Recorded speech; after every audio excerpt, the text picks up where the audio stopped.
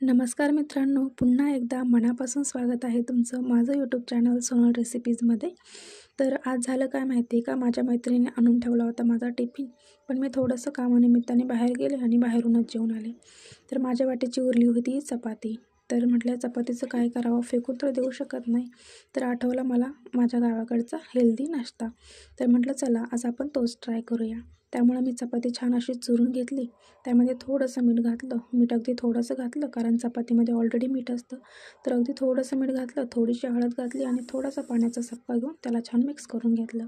त्यानंतर कढईमध्ये बारीक चिरलेला कांदा परतून घेतला.